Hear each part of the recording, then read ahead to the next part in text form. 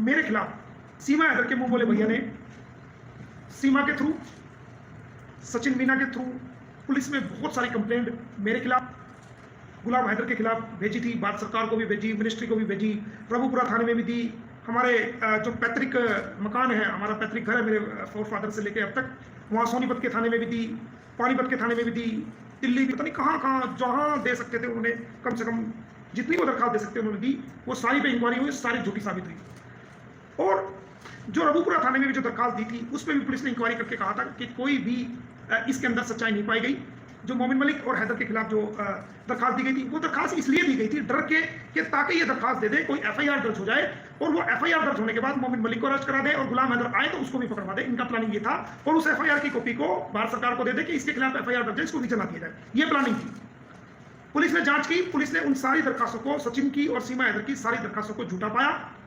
तो जब झूठा पाया तो उसमें कोर्ट में भी रिपोर्ट दी कि ये सारी दरखास्तें झूठी हैं, इसके अंदर कोई सच्चाई नहीं है। तो सचिन ने और सीमा ने जेवर कोर्ट में हमारे खिलाफ कंप्लेंट फाइल की, इस्तिगासा फाइल किया और मेरे खिलाफ, गुलाम हैदर के खिलाफ कोर्ट में इस्तिगासा फाइल किया।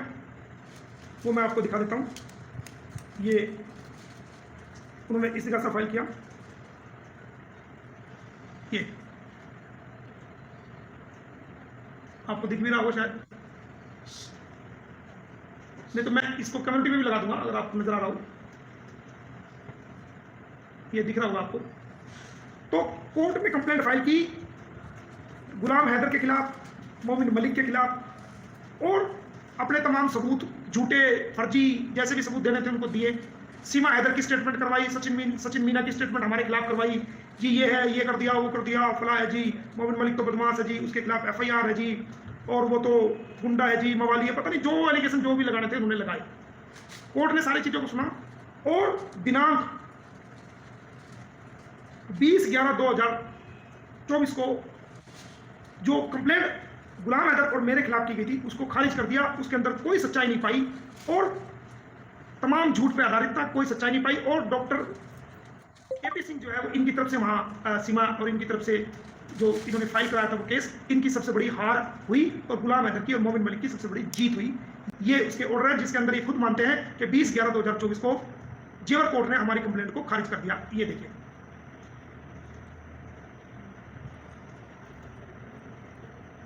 ये देखें,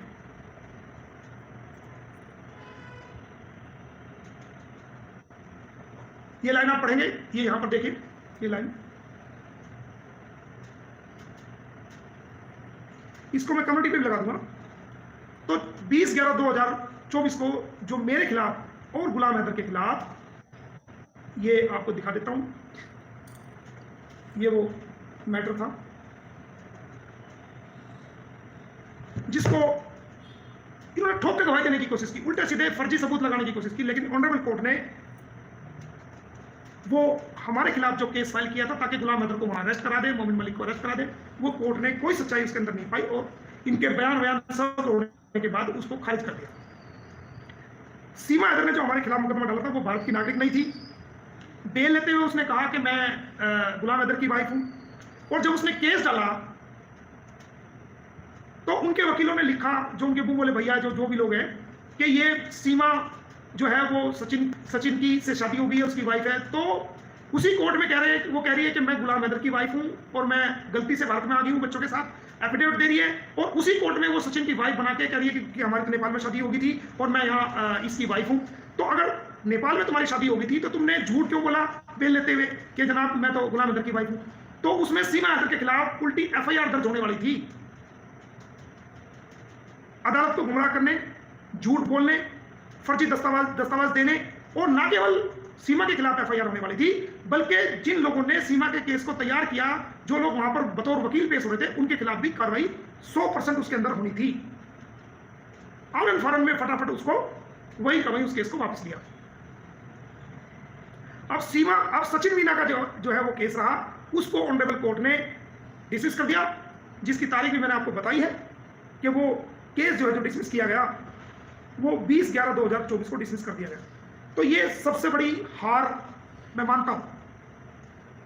हम तो उस केस में पेश नहीं हुए, ना ही हमने कोई बचाव रखा, ना ही हमने कोई दलील रखा कि जी हम बेकसूर हैं, हमारे खिलाफ जो ना ये गलत एप्लीकेशन डाली है या गलत केस डाला, हमने कोई उसके अंदर नहीं रखा। कोर्ट ने खुद ही सबूत को देखा कि ये पहले क्या कर रहे हैं, अब क्या कह रहे हैं। कोर्ट का खुद का ऑब्जर्वेशन, खुद का फैसला है। हमें तो अपनी सफाई का भी मौका नहीं मिला, क्योंकि हम तो तब पेश होते थे हमारे खिलाफ उसमें कोई ऑर्डर पास हो जाता, फिर हम पेश होते उसमें। तो ये सच्चाई कभी भी नहीं झुकती, देर से सही, समय लगता है। सच्चाई की कभी भी हार नहीं होती और झूठ के कभी भी पैर नहीं होते, उसे एक ना एक दिन जो है झुकना पड़ता है। तो ये सारी दुनिया को कॉन्सेप्ट इस बात का पता है और सारी दुनिया को समझना भी चाहिए कि सच्चाई की कभी भी हार नहीं होती। और गुलाम हैदर की ये सबसे बड़ी जीत है, ना केवल गुलाम हैदर की जीत है बल्कि भारत की जनता की जीत है।